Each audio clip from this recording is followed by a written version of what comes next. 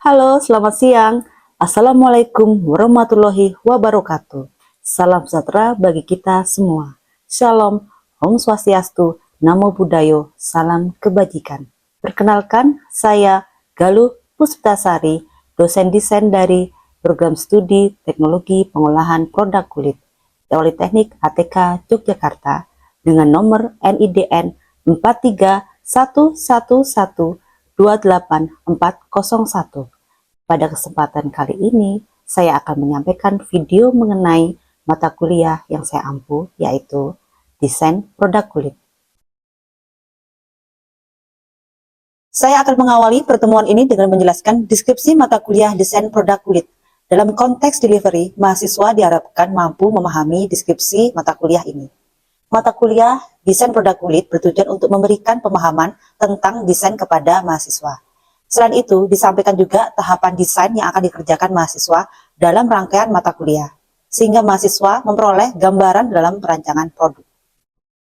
Industri manufaktur produk kulit dan sepatu selalu diawali dengan perencanaan desain yang baik. Proses perencanaan dan perancangan produk kulit merupakan upaya pemecahan masalah dari kebutuhan manusia, yang dituangkan dalam sebuah konsep desain. Konsep desain diidentifikasi dalam analisis-analisis desain yang dituangkan dalam sketsa sampai pada penentuan desain final. Hasil desain dibuktikan dengan mewujudkan prototipe. Mata kuliah ini merupakan mata kuliah praktik dengan 3 SKS dengan pembagian 1 SKS teori dan 2 SKS praktikum. Ditempuh oleh mahasiswa D3 semester 5 Program Studi Pengolahan Produk Kulit Politeknik ATK Yogyakarta.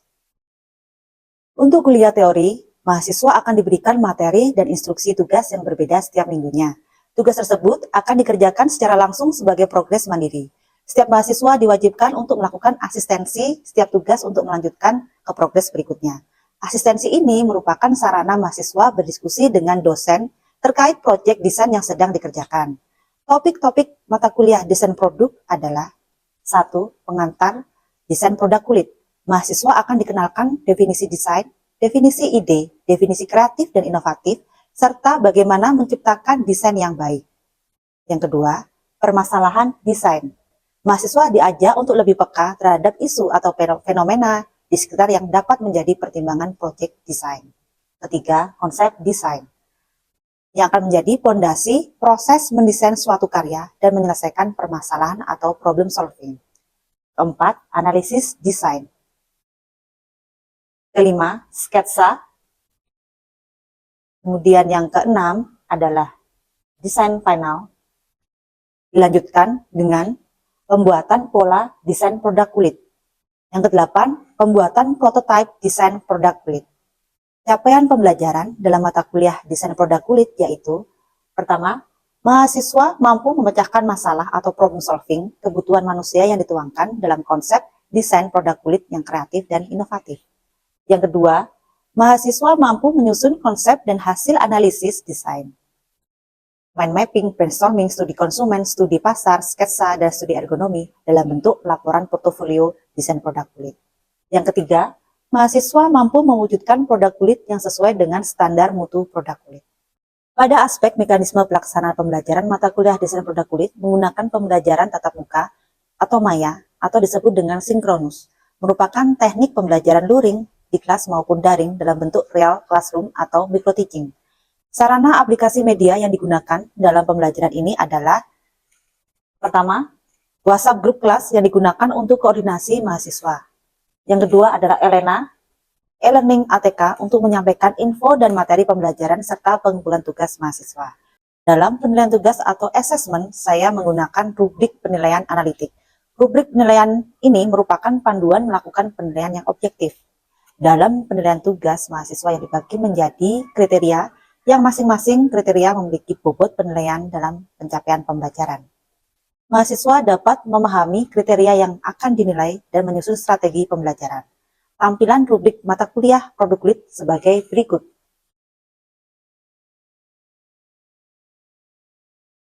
Assalamualaikum warahmatullahi wabarakatuh.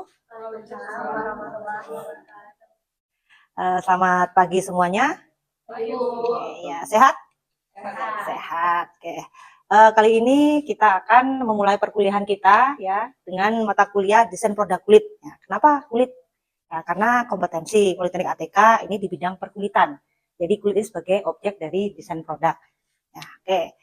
Sebelum kita masuk ya ke materi ya, ada kalanya bahwa kita berpikir bahwa desain itu apa sih? Ya, apa sih desain itu? Ya, padahal kita dalam keseharian kita itu juga sudah melakukan atau memakai dari desain tersebut. Ya, dalam kehidupan manusia ya, tidak terlepas bahwa setelah kita membuka mata ya, bangun tidur ya, itu tidak terlepas dari yang namanya apa?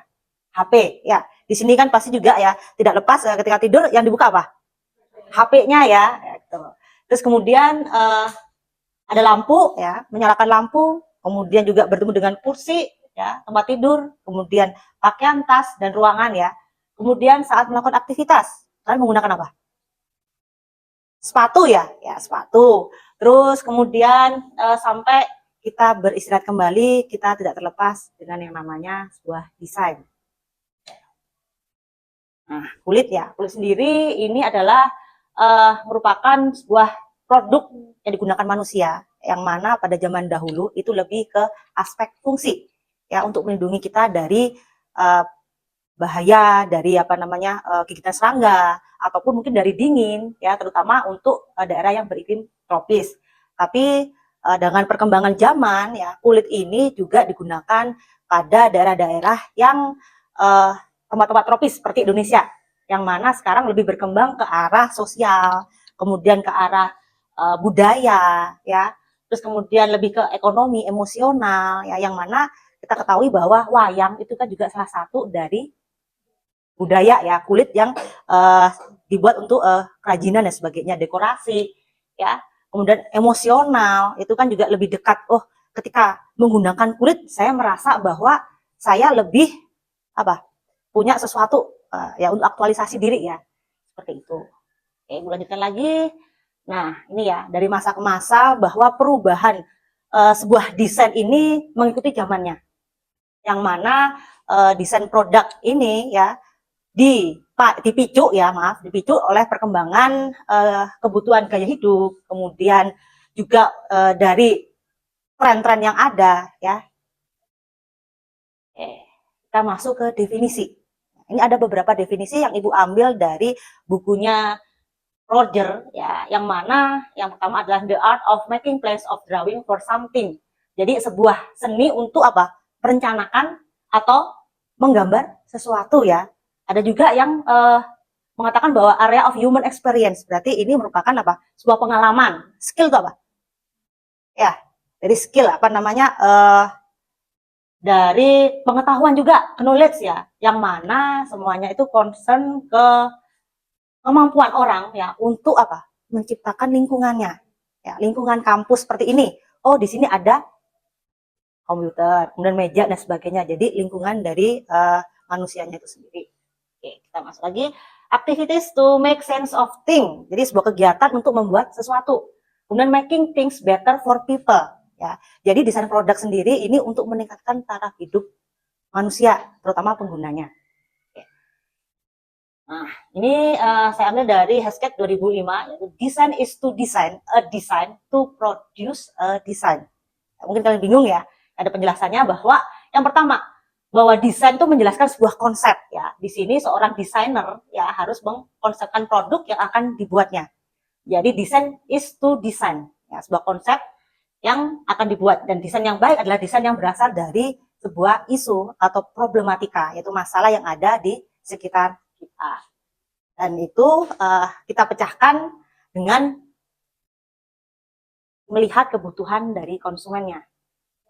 Bentar lagi menjelaskan bahwa aksi atau proses menganalisis dari kebutuhan target, yang mana sebuah desain yang baik itu mengetahui atau memahami bahwa kebutuhan manusianya itu merupakan suatu hal yang penting ya. Nih, menjelaskan bahwa desain merupakan visualisasi ide dan perencanaan. Ya, tidak menutup kemungkinan bahwa desain itu memiliki purwarupa. Ya, menjelaskan hasil jadi karya produk agar dapat secara langsung menyelesaikan permasalahan. Ya, yang mana dari keseluruhan ini ya itu maaf Ibu, balik lagi ya. Ini merupakan definisi dari sebuah desain. pertama desain produk. Jadi tidak hanya dia hanya wujud aja, ya, tapi dia juga merupakan sebuah proses, dia juga merupakan sebuah objek juga. Ya, lanjutkan. Oops.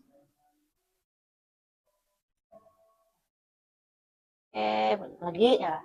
Proses desain adalah usaha kreatif ya, yang tadi ya, dari ide dan sebagainya untuk menghasilkan sebuah karya yang memiliki nilai lebih. Nah, untuk memenuhi kriteria tersebut, kita perlu tahu nih aspeknya. Ada 3 aspek di sini, yaitu yang pertama apa? Desain memiliki fungsi ya, fungsi. Kemudian apa? Dapat dinilai dari segi estetisnya, dan ini yang paling utama. Ya, desain produk harus bisa dipasarkan. Ya. Jadi kita berbeda dengan sebuah seni, jadi sebuah desain nanti hasilnya ya itu harus bisa digunakan untuk massal. Kemudian untuk dari sini Ibu akan langsung saja ya ke proses selanjutnya, yang mana proses desain sendiri ini adalah pendekatan terstruktur. Bagaimana sih kita buat atau melakukan sebuah desain itu? Jadi ini ada pendekatan terstruktur untuk mengembangkan produk yang baru atau memiliki inovasi ya, yang mana sekarang belum apa ya, belum sih, lebih bahwa kita nggak akan bisa, bukan nggak akan bisa, tapi jarang ya kita untuk dapat membuat produk baru. Tapi apa, oh ada ide apa sih untuk produk yang ada, atau misalkan ada pengembangan apa ya, karena jarang sekali kalau kita benar-benar harus benar-benar produk baru ya. Nah, ini dimulai dengan mengeksplorasi dulu ya, idenya kita bisa mengikuti dengan analisis ya untuk memahami kebutuhan dari konsumennya. Nah, di sini ya produk desain ini ada problem desain ya, yang mana problem desain sendiri adalah permasalahan desain ya. Kira-kira permasalahan desain seperti apa sih? Ya, Ibu akan coba jelaskan nanti, tapi di sini gambarannya adalah bahwa masalah desain ini kita angkat dari permasalahan yang ada di sekitar kita. Jadi kita harus memiliki kepekaan terhadap apa sih yang ada di sekeliling kita ini. Oh, misal nih, ya, bentuk ini, ya, bentuk ini nih, bentuknya seperti ini nih.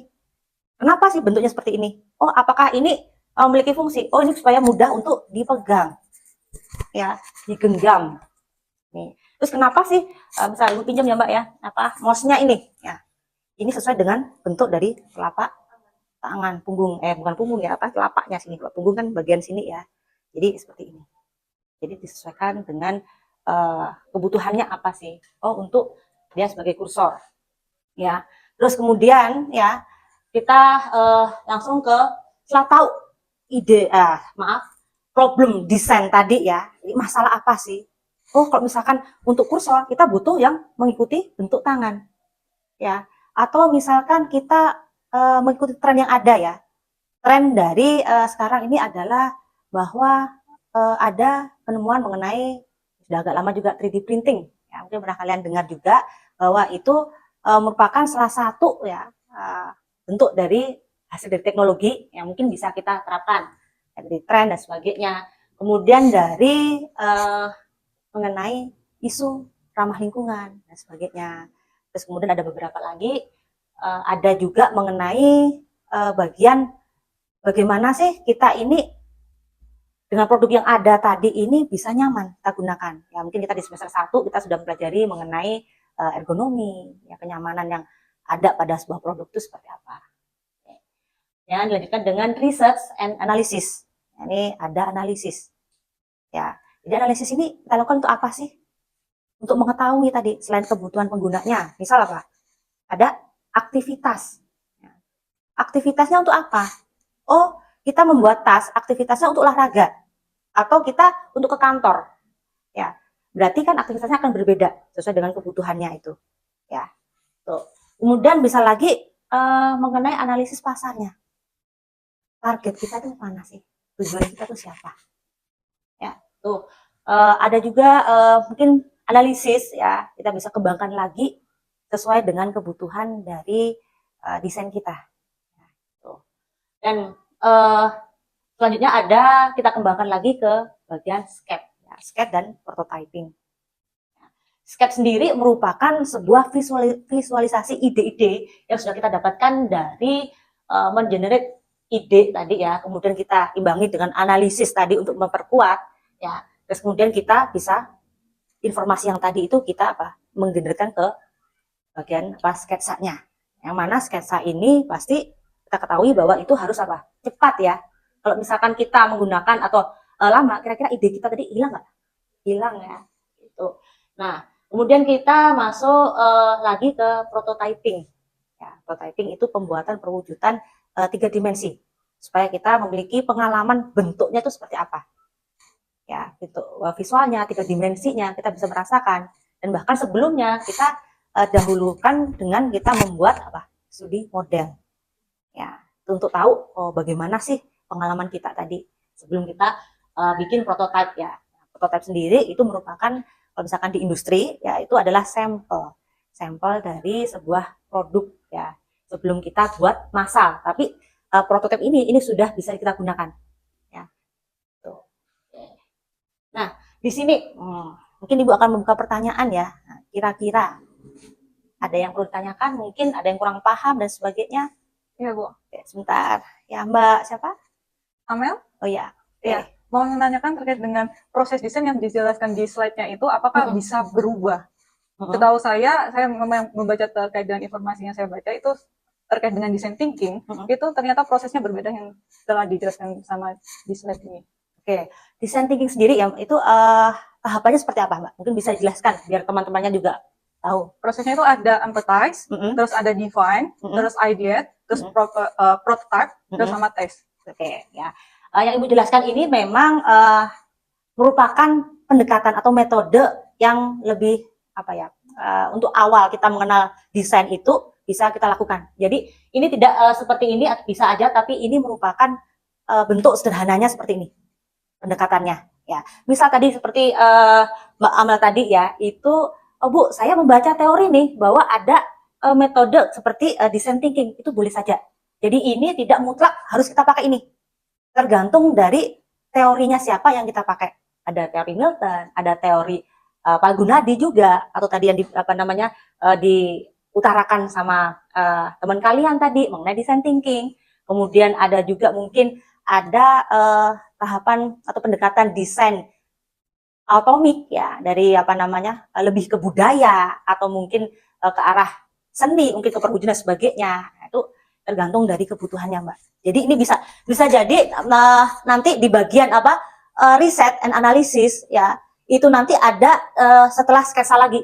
Jadi tidak mutlak linear, tapi nanti bisa seperti spiral ya. Jadi nanti dari sini kita balik lagi ke arah sana lagi, yang bagian analisis lagi, setelah tahu sketsanya. Wah, ini kalau dianalisis materialnya nggak bisa nih. Jadi kita harus balik lagi ke atas lagi, bagian analisis ya.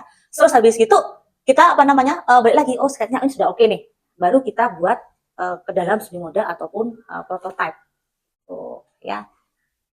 Oke, ada yang tanyakan lagi? Saya rasa cukup ya. Oke, misal ini dasar cukup, kita akan mulai ke selanjutnya ya. Yang selanjutnya itu mungkin ada tugas ya untuk permulaan untuk mencari sebuah permasalahan ya. Sebelum kita tutup ya, itulah mengenai pengantar desain ya. Itu selamat siang semuanya. Ibu akhiri di sini. Wassalamualaikum warahmatullahi wabarakatuh. Assalamualaikum warahmatullahi wabarakatuh. Ya, minggu lalu kita sudah belajar mengenai apa sih pengantar dari desain produk kulit ya. Kita akan masuk ke materi selanjutnya, yaitu mengenai permasalahan desain, yang mana permasalahan ini merupakan hal yang penting ya, yang dapat kita angkat ya, dan mencari isu ya dalam desain produk kulit maupun industri kulit. Dan proses penemuan permasalahan dan pemecahannya diperlukan kepekaan yang tinggi ya, dan melihat, merasakan apa sih yang ada di sekitar kita. Ibu lanjutkan lagi. Nah, yang pertama mengenai teknologi, yang mana teknologi ini merupakan pintu masa depan dari desain produk ya. Dengan penerapan teknologi ini kita bisa lebih meningkatkan fungsi ya dari produk itu sendiri. Misalnya dengan adanya 3D printing, ya, kemudian dengan laser, ya, teknik laser. Terus kemudian dengan mesin auto cutting yang kita punya ya di belakang kelas kita. Oke. Nah, sebelumnya maaf. Ini salah satunya juga bagaimana sih kita menciptakan pengalaman bagi penggunanya, yang mana dari interior yang ada, ya misalkan kita memilih kursi, ya kita tidak perlu lagi ke toko, tapi bisa dengan aplikasi ya untuk memadukan interior yang sesuai dengan keinginan konsumen. Ini juga contohnya juga mengenai 3D printing. Nah, ini juga merupakan penerapan. Ini merupakan salah satu eksperimen Ibu dengan dosen-dosen yang lain ya, bahwa penggunaan mesin laser ini akan contohnya seperti pada bagian ini, dia masih ada bekas yang kayak gosong ya, seperti terbakar. Kemudian yang di sini menggunakan mesin auto cutting ya, yang mana dia terlihat bersih ya, jadi penampilannya bentuknya seperti ini. Nah, ini merupakan sebenarnya adalah salah satu yang nanti Ibu jadikan sebuah penelitian Ibu di sini. Nih, ini mengenai ergonomi. Nah, ini Ibu contohkan lagi mengenai sepatu ortotik yang mana permasalahan cedera ringan ini dapat diselesaikan ya dengan cara pembebatan, ya, kemudian diaplikasikan ke dalam sepatu ortotik yang sama seperti kita membebat ketika cedera ringan.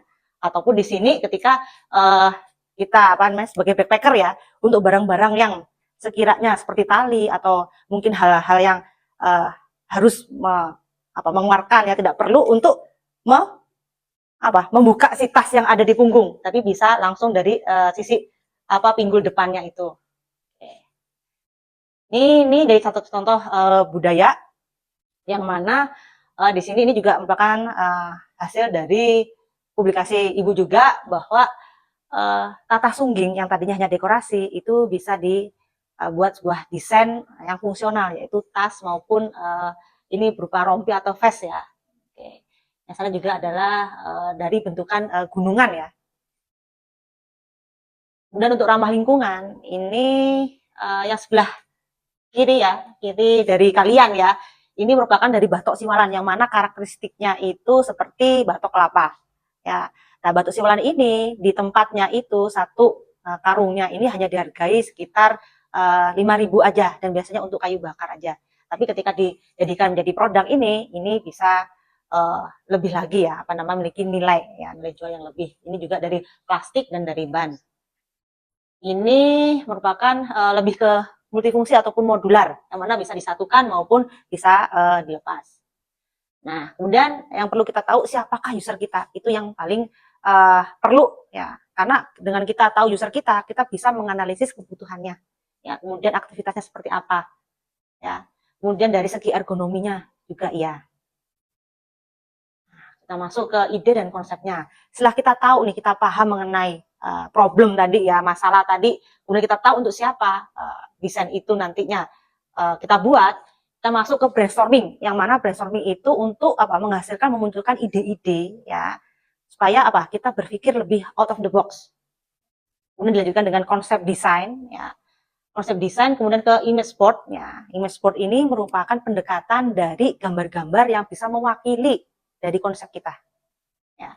Terus kemudian ada stilasi juga ya, yang mana stilasi sama image board ini disesuaikan dengan kebutuhan desainernya. Jadi bisa salah satu atau bisa dua-duanya digunakan. Kemudian ada sketsa ya, sketsa ide melingkupi ada fungsi ya, sketsa dari fungsinya sendiri, mungkin operasionalnya, kemudian estetikanya. Ini contohnya ya, ini dari brainstorming, kemudian ini dari konsepnya, terus kemudian bagian ini merupakan tampilan dari image board, dan ini merupakan analisisnya dari image board, sehingga kita bisa membuat nanti visualnya seperti apa. Oke, ini adalah sketsa desainnya ya, sketsa idenya ini. Ibu ambil salah satu saja tadi dari terinspirasi dari ikan nila ya, yang mana juga di tempat Piungan itu juga ada penghasil atau desa yang menghasilkan peternakan ikan nila.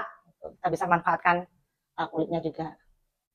Kemudian kita masuk ke implementasi desain ya, yang mana di sini ada final design. Dari sketsa yang ada, kita pilih satu sketsa yang akan kita eksekusi ya, untuk jadikan sebuah prototipe. Ya. Nah, sebelumnya ya kita lebih ke dalam membuat gambar kerjanya seperti apa. Tuh. Jadi mulai dari gambar tampak atau mungkin dari speknya dan sebagainya. Dilanjutkan dengan pembuatan pola, dan yang terakhir adalah studi model maupun prototype. Ya. Oke, mungkin kalau tidak ada pertanyaan dan sebagainya, cukup ya. Oke. Saya lanjutkan lagi ya. Ada contohnya. Nah, ini merupakan salah satu contoh ya dari karya kakak kalian, yaitu desain sepatu ya, sport ya ini ya jenisnya. Kemudian ini juga merupakan karya dari mahasiswa ya, in semester lalu. Nah, ini masuk ke dalam pattern ya, pattern dari sepatu tadi, yang mana ini ada pola dasar, kemudian ini komponennya, dan ini pola liningnya. Oke, ini studi model dan prototype. Kalau yang untuk sepatu ini langsung ke prototype ya, yang mana ketika kita membuat di acuan itu biasanya sudah langsung untuk dibuat untuk studi modelnya ya. Kemudian yang untuk yang sebelah kanan kalian itu merupakan yang paling atas itu adalah studi model dari produk ya, kakak tingkat juga yang ibu ampu mata kuliah Dispro ya tahun lalu, dan ini merupakan yang bagian bawah itu adalah produk jadinya. Ya, saya rasa cukup sekian penjelasan dari Ibu.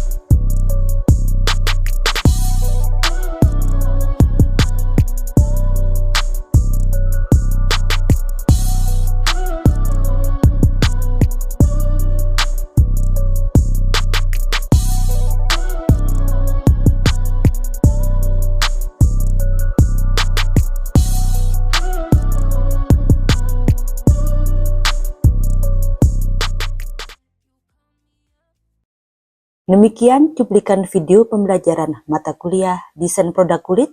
Sebelum saya akhiri, saya akan mengutip dari Mahatma Gandhi, "Hiduplah seolah engkau mati besok, belajarlah seolah engkau hidup selamanya." Terima kasih atas perhatiannya. Mohon maaf apabila ada yang kurang berkenan. Semoga bermanfaat. Saya akhiri. Wassalamualaikum warahmatullahi wabarakatuh. Shalom. Om Santi Santi Santi Om. Namo Buddhaya. Salam kebajikan.